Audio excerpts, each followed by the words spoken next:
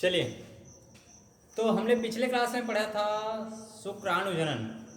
इस क्लास में हम लोग पढ़ने वाले हैं अंडाणुजनन, जिसमें हमको जानना है कि अंडाणु जो होता है वो बनता कैसे है।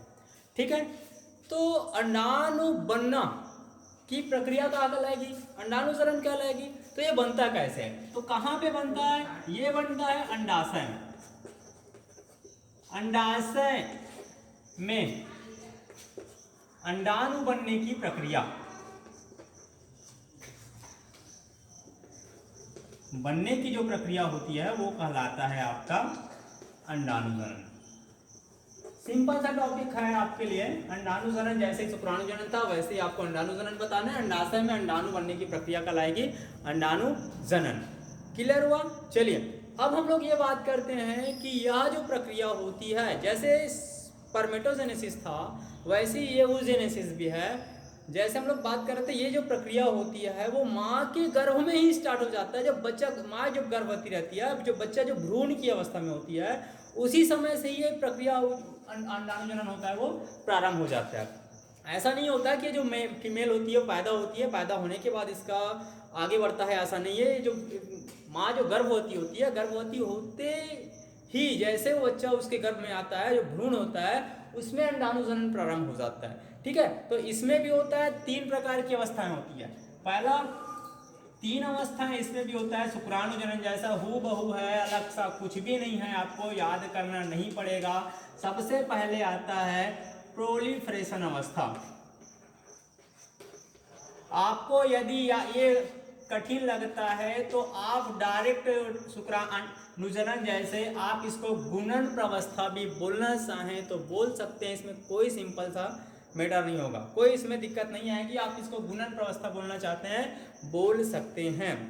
ठीक है, ये जो गुणन प्रवस्था प्रोलिफरेशन अवस्था होती है, इसमें आपके जो गैमेट्स होते हैं, जो युग्मक जो होता है उनका विभाजन होता है, समसूत्री विभाजन होता है।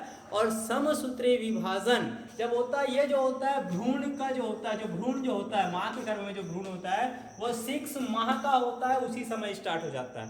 6 माह का हुआ उनका काम स्टार्ट। ठीक है, चलिए अब मैं बात करता हूँ 6 माह का हुआ था, स्टार्ट हो गया था, ये जो संख्या में बढ़ जाती है उनको हम लोग जो बोलते हैं उनको बोलते हैं ओगोनिया। जो सेल्स बना विभाजन के बाद जो बना वो कहलाएगा आपका ओगोनिया। प्रोलिफरेशन अवस्था में जो युग्मक होता है वो विभाजन होता है, और विभाजन के बाद जो बनता है वो कहलाता है आपका ओगोनिया।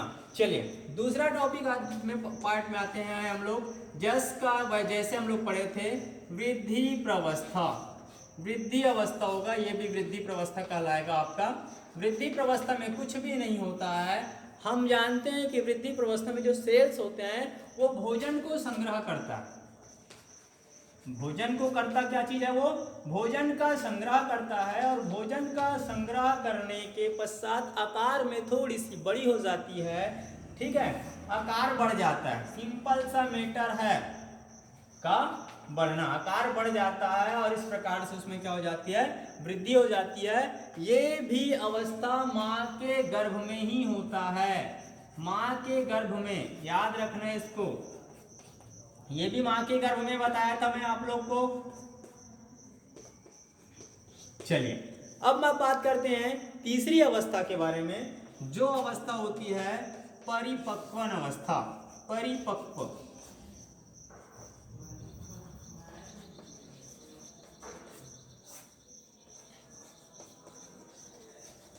चलिए ये रहा आपका परिपक्वन अवस्था। परिपक्वन अवस्था की बात करते हैं। ये जो होता है वो शिशु जो होता है वो जन्म ले लेता है। मेचुरेट होने के लिए उनको कम से कम 12 से 13 वर्ष की आयु से, ये जो 12 से 13 वर्ष की आयु से स्टार्ट हो जाता है। हमको भी पता है जो स्त्री होती है जो मेचुरेट हो जाती है जनन के लिए, तो यही कहलाता है परिपक्व अवस्था।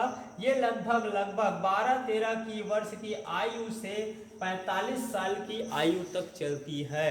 ये परिपक्व अवस्था होती है।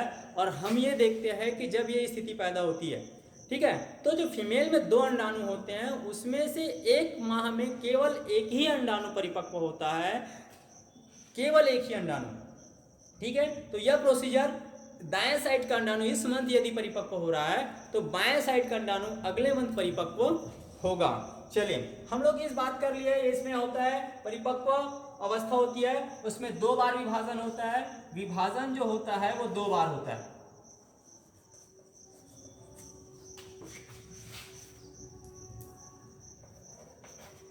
विभाजन इसमें जो होती है वो 2 बार होता है। पहला जो विभाजन होता है वो होता है अर्धसूत्री, और दूसरा जो विभाजन होता है वो होता है समसूत्री। चलिए इसको हम लोग रेखा चित्र के माध्यम से पढ़ेंगे, रेखांकित के माध्यम से पढ़ेंगे। जैसे कि हम लोग, मैं बोला था, ये जो आपके पास जो सेल होता है, ये सेल, यही सेल जो ओगोनिया होता है, ओगोनिया का जो निर्माण करता है, ये ओगोनिया का प्रोलिफरेशन अवस्था में, गुणन प्रवस्था में, मैं पहले ही बताया था, गुणन इसको हम लोग बोल सकते हैं। गुणन में वह अपनी संख्या में वृद्धि करता है, ये वह अपनी संख्या में वृद्धि करता है, और संख्या में वृद्धि करके oocyte का निर्माण करता है, oocyte का निर्माण करता है, या फिर से लगातार वृद्धि करते जाती है। गुणन प्रवस्था है मतलब अपनी संख्या में बार बार वृद्धि करते ही जाएगी। चलिए अब हम लोग बात करते हैं वृद्धि प्रवस्था। ये जो आ गया वृद्धि प्रवस्था है, इस अवस्था में एक सेल जो होता है, कोई भी एक सेल जो होता है, वह अपनी संख्या में, आकार में थोड़ी सी क्या कर लेता है, वृद्धि कर लेता है। ये जो सेल्स था वो अपने आकार में क्या कर लिया, वृद्धि कर लिया। अब इसको बोला जाता है प्राथमिक oocyte। प्राथमिक oocyte। अब ये जो वृद्धि प्रवस्था भी खत्म हो गया आपके, अब स्टार्ट होने वाला है परिपक्व अवस्था। और परिपक्व अवस्था में हमने बताया कि इसमें 2 बार विभाजन होता है। पहला विभाजन होगा अर्धसूत्री, ठीक है, पहला विभाजन होता है अर्धसूत्री, तो 2x है, इसमें से एक x का निर्माण और एक x का निर्माण, 2 प्रकार के x का निर्माण हुआ। इसमें आप लोग देख रहे होंगे कि यहाँ पे 2 टाइप्स के सेल्स का निर्माण हुआ, एक छोटा एक बड़ा। तो जो छोटा होता है उसको हम लोग बोलते हैं पोलर बॉडी, पोलर बॉडी बोलते हैं, या ध्रुवीकाय के नाम से जाना जाता है। और जो सेकेंडरी जो सेल्स बना हुआ है, इस प्रकार से जो सेल्स बना हुआ है, ये सेल्स कहलाता है आपका द्वितीयक oocyte।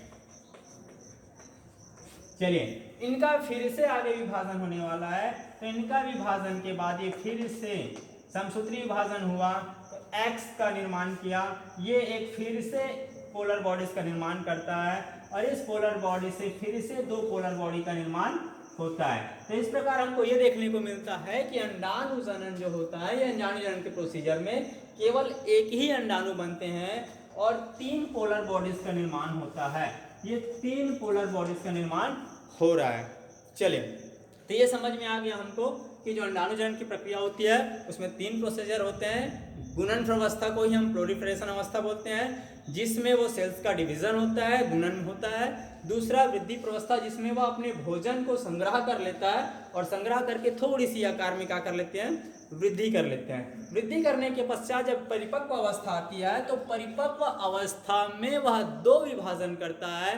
पहला विभाजन जो होता है वो अर्धसूत्री होता है, और अर्धसूत्री के पश्चात जो द्वितीयक आपका oocyte था, ये जो द्वितीयक oocyte होता है, उनमें फिर से विभाजन होता है जो समसूत्री होता है, और एक ही अंडाणु का निर्माण करता है। हम ये देख रहे हैं कि जो अंडाणु का जो आकार होता है वो बड़ा है, अंडाणु का आकार कैसा है, बड़ा है, जबकि जो पोलर बॉडी होते हैं उनका आकार छोटा है। ठीक है, ओके।